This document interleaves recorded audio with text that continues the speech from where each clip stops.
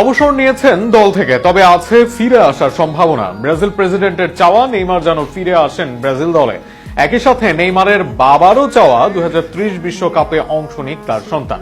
একই বয়সে বিশ্বকাপ খেলে গেছেন মেসি, রোনালদোরাও। নেইমারও কি হাঁটবেন এবার সেই পথে? নেইমারের আরও এক বিশ্বকাপ খেলার সম্ভাবনা নিয়ে থাকছে প্রতিবেদনে।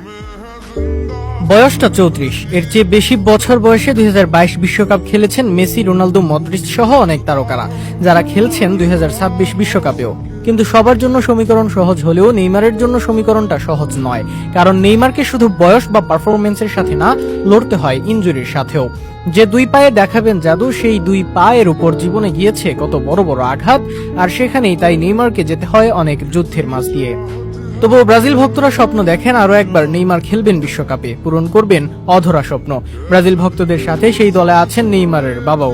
এছাড়া খুদ ব্রাজিল প্রেসিডেন্ট লুলা ডি সিলভারও চাওয়া নেইমার খেলুক পরের বিশ্বকাপ। মেটলাইফ স্টেডিয়ামে ক্যারিয়ার শুরু করেছিলেন যুক্তরাষ্ট্রের বিপক্ষে ম্যাচ দিয়ে। একই স্টেডিয়ামে 16 বছর পর বিশ্বকাপে খেললেন নরওয়ের সাথে, আর সেখানেই নেইমার টানলেন পর্দা। বর্তমানে ফিটনেস অনুযায়ী নেইমারের এই সিদ্ধান্তকে তাড়াহুড়ো বা আবেগপ্রবণ বলার সুযোগ নেই, কিন্তু ভক্তদের প্রাপ্তির খাতা যে খুলল না তাকে নিয়ে। যেহেতু ইনজুরি থেকে বর্তমানে মুক্ত আছেন তিনি, তাই নেইমিকে নিয়ে পরিকল্পনা সাজাতে পারে ব্রাজিল। টিএনটি স্পোর্টস জানিয়েছে 2030 সাল পর্যন্ত খেলার পরিকল্পনা করেছেন এখন নেইমার। ব্রাজিল দলকে আগামী দিনে আরো টেনে নিয়ে যেতে চান এই সুপারস্টার, এমনটা চাওয়া তো ব্রাজিল ভক্তদেরকেও।